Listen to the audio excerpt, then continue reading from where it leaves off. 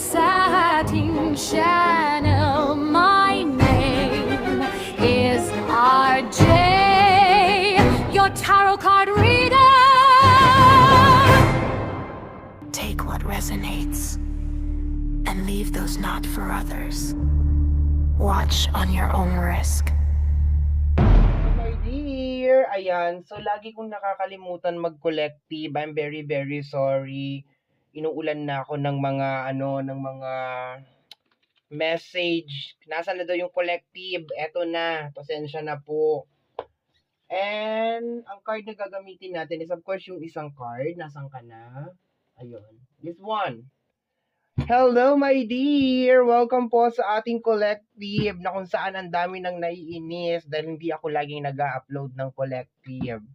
Sabagay kasalanan ko naman kasi nangako ako na almost everyday magko-collective. Pasensya naman po. Kasi lately yung mga bagay-bagay ay nagiging out of control sa aking personal space. So pasensya na po. I'm very, very sorry. Okay? So let's go na tayo my dear collective. Once again, kagaya ng sinasabi ko my dear, sa tamang panahon, sa tamang oras, hahanapin ka ng reading na ito. Okay, where are you? Where are you now? Okay, kanino kayang energy ang masasagap natin today? Actually, I use this as a daily gabay. Kunyari, i-record ko siya ngayon, ngayon kasi gabi, habang ginagawa ko to gabi.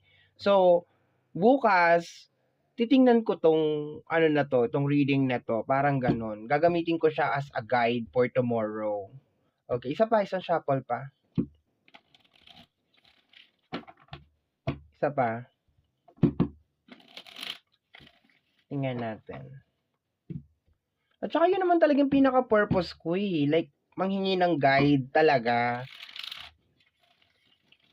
Kasi ako yung klase ng tarot card reader o ako yung klase ng tao na I don't believe on fixed energy. So, I do believe na pag nilagyan mo ng effort, my dear, yung isang bagay, mababago at mababago mo siya. Hindi kagaya ng sinasabi ng ibang, pinanganak kang mahirap, mamamatay kang mahirap. Hindi ako naniniwala doon.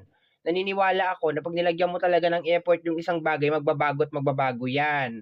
Kunwari, manloloko, cheater, babaero, lalakero. Pag nilagyan mo talaga ng effort yun, magbabago at magbabago yun. Ganon. Or kung ikaw man ay isang cheater, kung nilagyan mo talaga ng effort yun, magbabago at magbabago ka. Yung iba kasi ginagawa lang nilang parang excuse na hindi nila kayang baguhin. Pero kaya talagang baguhin. Okay. So let's go na tayo. Hindi pa nga nag-umpisa, high blood ka na naman. Okay, so let's go na tayo my dear. Inhale. And of course, mag-exhale ka bago ka mag-violet dyan. Okay. So, tingnan natin, my dear. Let me see. Ay, ano nangyayari? Bakit ganun? Nine of Swords. Bakla ka. So, this is energy of overthinking. This is energy of hindi makatulog sa gabi sa kaiisip. Merong bumabagabag sa'yo. Merong mga naglalaro sa isipan mo. Nag-overthink ka. Normally, pag ganito, stress. Pag ganito, walang yung para bang tensyonado na energy. Nine of Sword. Tingnan natin. What is going on? Bakit may Nine of Sword? The Emperor. Oh. Nakaka-pressure nga talaga to. Si Emperor, my dear, is may kinalaman sa success. Okay? Actually, si Emperor is the master ng ng 4 element. Okay? Sabi ko sana, Paul element. Bulol. Okay? 4 elements. Okay? So, siya ang master ng air, ng fire, ng water. Okay? Ng money, ng elements of money. Okay? Siya yung yan. Master niya lahat yan. To the point na ganito, my dear, possible na nagkakaroon ka ng problema sa area ng money, which is the King of Pentacles. Possible na nagkakaroon ka ng problem sa area ng iyong brain, which is energy of wala ka sa alignment, wala ka sa concentration, di mo alam kung anong gagawin mo.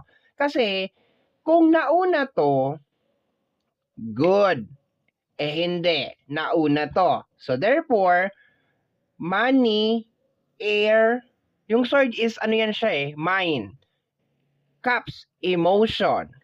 Wands, action. So, paralyze yung energy. Nangyayari sa'yo. Okay? Tingnan natin. Let me see. Dagdagan pa natin, my dear. What is going on?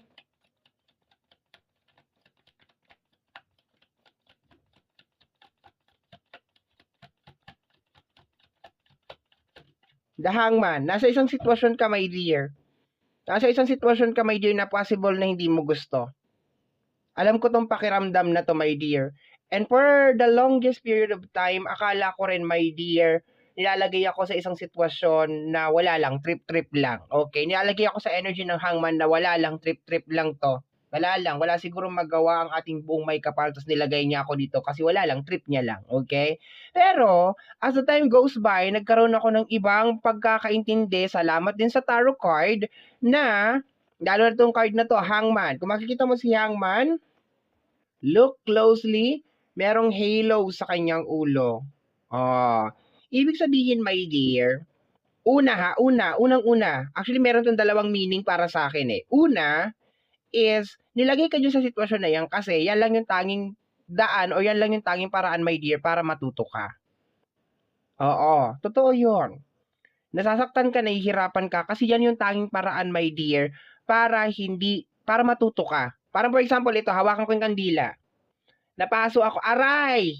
Namaltos, napaso. Sa tingin mo ba uulit pa akong hawakan yan? Hindi na. Masakit, pero I learn. The learning or the lesson there is, huwag mong hawakan, masakit.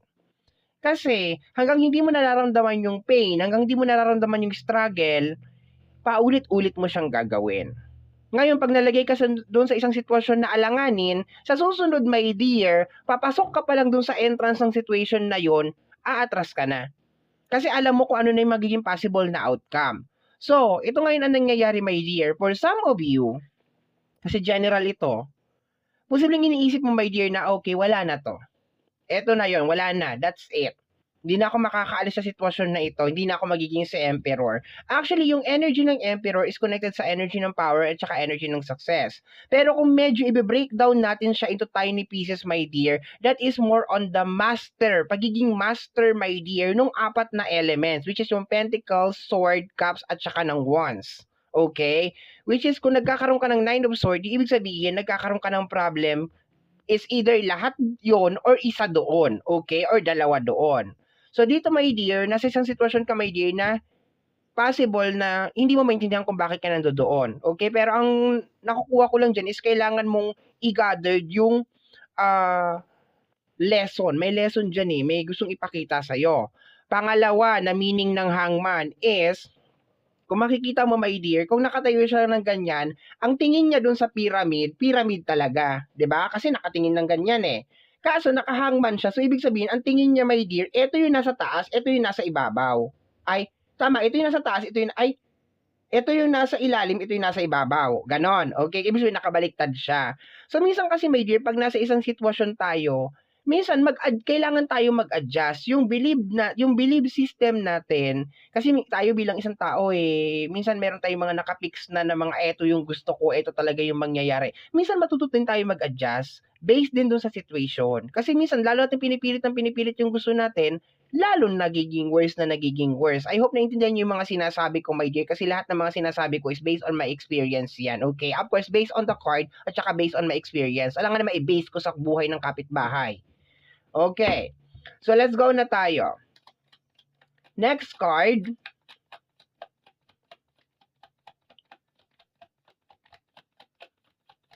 Let me see.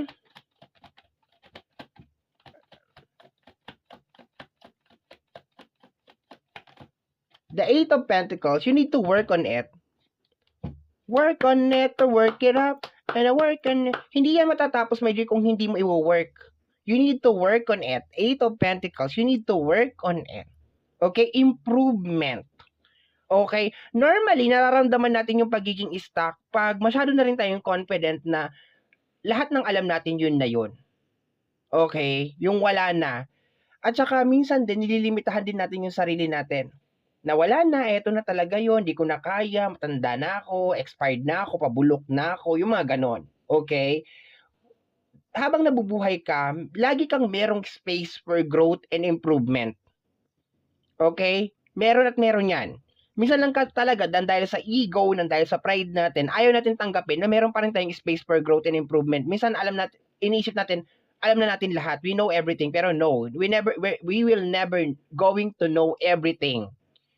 Kahit graduate ka pa ng pinakamataas na degree or ikaw yung pinakamatalino sa class ninyo, you will never learn or you will never know everything. But you can learn yung mga bagay na hindi mo alam. Okay? I hope nagigets mo yung ibig ko sabihin. Pero maliwanag by dear sa card natin, mas maliwanag pa sa mga ilaw ko at sa kandila, na sinasabi dito, my dear, na rather na mag 9 of sword ka dito, is better na i-work mo, my dear, para makaalis ka sa sitwasyon na to. Gusto mo ba talaga maging si Emperor? And then, do the work. Do the work, darling. Do the work. Start working. Believe on yourself. At saka wag kang complain na nasa isang sitwasyon ka, my dear, na akala mo pinagkaitan ka ng langit at lupa. No? Hindi lang ikaw ang nakakaranas ng ganyan. 'Di ba? So tingnan natin, my dear, let me add more. Lahat tayo. Kanya-kanya lang yan ang pagdala. Okay, let me add more, my dear. Add pa tayo. The World card. This is a happy ending. Sinasabi dito, my dear, ikaw magdi-decide kung ano magiging dulo ng kwento ng buhay mo. Ikaw ang magdi-decide. Okay? This is energy of happy ending. World card, completion. Minsan pag lumalabas tong card na to, my dear, lagi kong nararamdaman yung pakiramdam na konti na lang malapit ka na sa finish line. Or kaya masyadong mabigat yung pakiramdam ngayon kasi malapit ka na sa finish line. Kasi just imagine yung marathon, 'di ba? Yung tumatakbo ka, 'di ba? Pag malapit ka na sa finish line, doon mo mararamdaman, my dear, yung matinding pagod. Okay? As in, hindi ko alam kung naramdaman yun ba yan or experience yun na, pero ako madalas kung ma-experience yan, every time na sumasali ako sa mga marathon, kung kailan malapit na doon sa finish line, doon ko nararamdaman, my dear, yung matinding pagod. Doon ko nararamdaman, my dear, yung mga kirot-kirot na mga muscle-muscle, yung aking talampakan at saka yung mga paltos sa loob ng sapatos ko and so on and so forth. Doon ko nararamdaman kung kailan malapit na sa finish line. At yung pain na yun, my dear, na nararamdaman ko during sa marathon, yun, my dear, yung nagtitrigger dun sa mga nerves and nervous system ko, my dear, sa katawan ko na huminto na. Kung kailan malapit na yung finish line. Okay, kaya nga napaka-important na pag nandun sa merong finish line, merong mga tao doon na parang nag-cheer sa'yo na, ay, takbo pa! Ang mahirap sa totoong buhay, walang ganon. Kumbaga, kinakailangan mong ano yung sarili mo na pag malapit ka na sa finish line, kinakailangan mong kausapin yung sarili mo na, i-cheer mo yung sarili mo na, oh, malapit ka na sa finish line. Kasi nangyayari lang yung cheer na energy na yon, yung motivation na energy na yon, sa marathon. Okay? Sa mga napapanood mo sa pelikula, sa mga 'di ba, Olympic, yung mga ganun. Pero sa totoong buhay, madalang ka lang makatagpo ng ganun. Okay? So this is the time, my dear, na talagang i-push mo talaga siya. Like, i-push mo kasi meron ka ditong world card. Ibig sabihin, hindi imposible, my dear, na maging si si emperor ka. Hindi imposible, my dear. At saka alam mo ba, my dear, ang pagiging emperor, ang pagiging mayaman at pagiging successful is punong-puno ng obligation and responsibility. Kaya nga karamihan, my dear, ng mga nagiging mayaman na instant, bumabalik ulit. Lumalagapak ulit. Kasi bakit? Hindi sila na-train. Hindi sila na-train na ang pagiging mayaman is punong-puno ng obligation and responsibility. Hindi sila na-train kasi bakit? Instant yung pagyaman nila eh. Okay. So ikaw, you need to be thankful kasi bakit? Nag-undergo ka ng training. Alam mo kung paano mo i-manage yung mga problema, alam mo kung paano mo ito troubleshoot, at alam mo, my dear, kung paano mo i-handle yung success mo na yan. Kasi bakit? Mahirap na hirap kang makuha yung success. Okay? Let me see. Let's go tayo. We have the energy of the star. You have your spirit guide. Tuwing lumalabas si star, ang nararamdaman ko lately is more on spirit guide. You have a spirit guide, my dear. Okay? Gusto ko sana magbanggit ng matandang ganito, ganyan, pero wag na. Okay? May mga nakukuha ako ng mga spirit guide, pero samot-sari sila. So, there's a tendency na pag nabanggit ako ng isa, baka hindi mag-resonate dun sa iba. Okay? Pero you have this spirit guide, my dear. They are guiding you. Okay? This is the time, my dear, na maniwala ka talaga. Maniwala ka talaga, magdasal ka, mag-pray ka talaga, my dear. Talagang kausapin mo sila maski hindi sila sumasagot. Okay? And this is the time, my dear, na wag mong i-confuse yung sarili mo tungkol sa belief at paniniwala ng ibang tao kasi ang paniniwala mo is paniniwala mo talaga. And never compare yourself sa paniniwala ng ibang tao kasi dahil diyan, lalo nagkakaroon ng conflict o nagkakaroon ng something between sa connection mo at saka sa mga gabay mo or sa gabay mo. Okay? Mga or gabay lang. Depende. Okay? Depende sa'yo. Kasi merong iisa lang ang gabay, meron naman napakaraming gabay. So, parehas yun valid. Okay, wag ka na makipagtalo na dapat iisa lang ang gabay mo. Ay, dapat iisa lang. Dapat si ganito lang ang gabay mo. Pare-parehas lang yan. Basta merong gabay. We have the energy of the Three of Swords. Learn how to embrace the pain. Learn how to work on the pain. Learn how to embrace the pain. Kita mo? Kasama siya ng Hangman at saka ng Eight of Pentacles. Ay, ganyan pala ako magbasa ng card, ha? Kasi minsan hindi ko na talaga pinapaliwanag kasi abutin tayo ng 48 years. Ang dami ko nang chika, ang dami ko nang hanas. Papaliwanag ko pa yung mga line up nila kung para saan siya, para doon sila.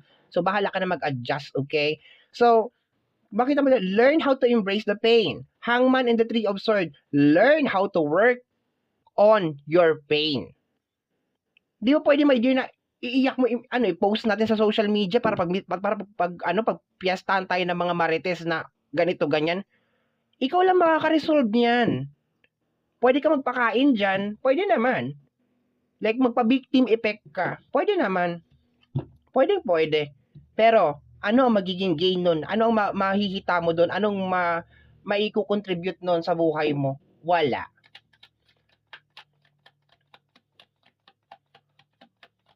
Pag ganito ang pattern ko ng reading, my dear, automatic connected yan. Connected yan. Hindi lang yan siya isang card. Connect yan. And lately, medyo napagod na ako magpaliwanag. Kasi akalain mo ba naman ilang taon na ako dito, tapos lagi kong pinapaliwanag kung ano yung pattern. O di, nabuang na ang person. Okay, so let's go tayo, my dear. Next card. Next card tayo, my dear. We have here the energy of the Page of Wands. Ang page is may kinalaman sa journey. Mag-umpisa ka ulit. Parang full card lang to, my dear. And this time, learn how to control everything. Mag-start ka ulit. Pero this time, learn how to control kung paano ka humawak ng pera, yung emotion mo, yung iniisip mo, lahat. Learn how to manage it. Alam nga yung kumuha pa tayo ng taga-manage mo. Matanda na tayo. Dapat responsible na tayo sa mga bagay-bagay. Okay, mag-start ka ulit. And you need to believe on your spirit guide. Sabi ko, dikit-dikit, di ba? Believe on your spirit guide. Believe na happy ending tong gagawin mong Page of Wands.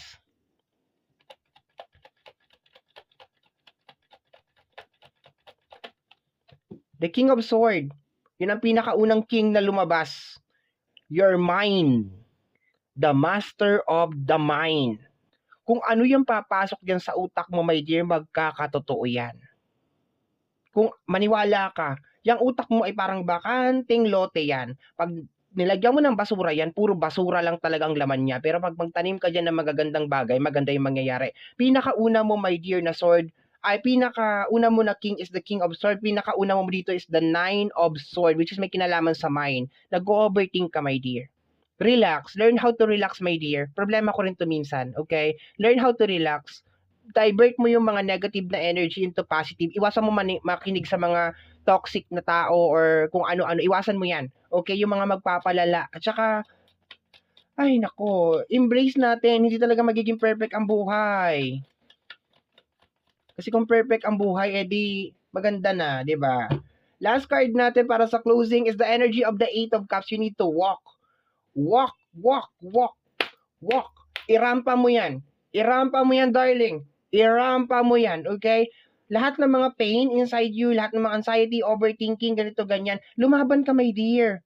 Hanggang sa pinakahuli ng buhay mo, lumaban ka, i-battle mo yan, i-battle mo talaga yan. Ano, hintay ka na lang dyan na yun, that's it, ito na yun. Lumaban ka, my dear. Sabi ko nga sa'yo, ako yung klase ng tao, my dear, na hindi ako naniniwala sa fixed energy. Although, yes, nagtatarot card reading ako. Kaya nga, ang daming question sa akin eh. Kasi naniwala lahat ng tao na pag nagtatarot card reading ka, naniniwala ka na pag sinabi ng baraha, eto na yung mangyayari, eto na talaga. Kaya ako nagta-tarot card read because nanghihingi ako ng guide. And I do believe, based on me, na kung ano yung makikita akong mali dito, kung ano yung sinasabi ng card dito na mali, na ganito, ganyan, yun ang gagawin ko at yun ang itatama ko para mayroon akong magandang future because my dear, tayo ang gumagawa ng future natin. Kagaya ng sinasabi ko tuwing closing, my dear, ang mga cards natin ay gabay lamang, tayo pa rin ang gumagawa ng ating kapalaran. Lagi ko yung sinasabi, my dear, sa closing natin. Okay, bahala na kayo kung anong isipin nyo sa akin. Basta yan ang paniniwala ko. Bahala kayo dyan. Okay, my dear, 8 of Cups ang closing natin. Lahat ng mga nag-hold sa'yo, nakita mo kung paano tumalikod si 8 of Cups sa mga emotions, sa mga cups na yan, and then buong tapang niyang susuungin yung daan na walang kasiguraduhan.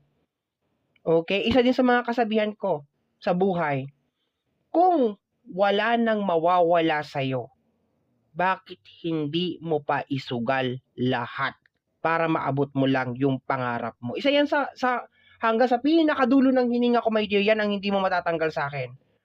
Kung wala naman nang mawawala sa akin, bakit hindi ko pa isugal lahat?